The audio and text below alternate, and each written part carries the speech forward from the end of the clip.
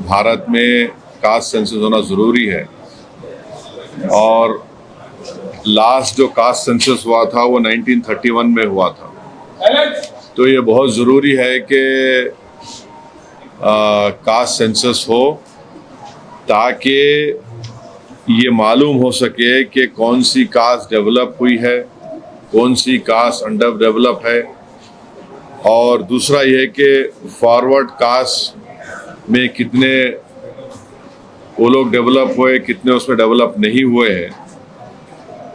ये बहुत ज़रूरी है एफर्मेटिव एक्शन के लिए और इस देश में इंसाफ करने के लिए, क्योंकि सिर्फ 27% पे आप ओबीसी का रिजर्वेशन रोक दिए हैं, ये नाकाफ़ी है।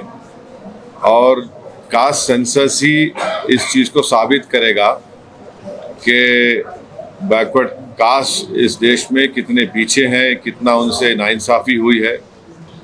तो हम बीजेपी से डिमांड करते हैं कि आप बार बार ये बोलते कि आप क्या बोले, विकसित भारत बोलते, जनधन बोले, फिर आप 370 निकाल दिए, ये सब चीज़ें आप बातें करें, मगर कास्ट सेंसस के ऊपर हमेशा आप पीछे हटते थे।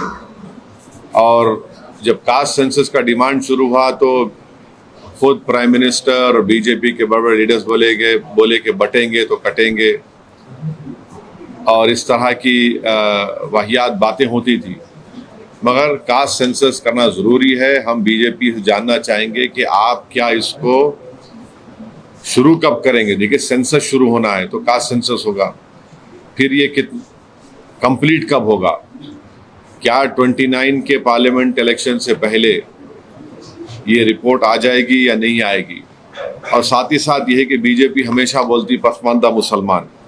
भाई, पसमानदा मुसलमान का क्या मौक़िफ़ है, क्या उनका स्टेटस है, कितना डिप्रिविटी उनमें है, और जो नॉन पसमानदा मुसलमान है उनका क्या पोजीशन है।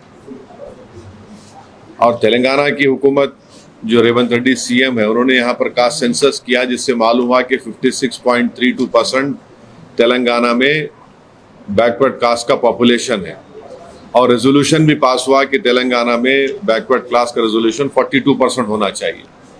तो जाहिर है जब कास्ट सेंसस होगा तो गवर्नमेंट किसी की भी हो, उनको 50% के थ्रेशोल्ड को ब्रेक करना पड़ेगा।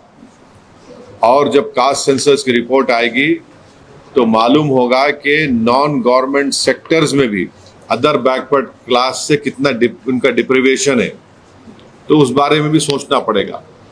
तो एफर्मेटिव एक्शन की बहुत ज़रूरी है। और ये जो नारा काशीराम ने दिया था कि जिसकी जितनी आबादी उतनी उसकी भागीदारी, ये इसको प्रैक्टिकली इम्प्लीमेंट करना है ज़रूरी है हमारे भारत देश में।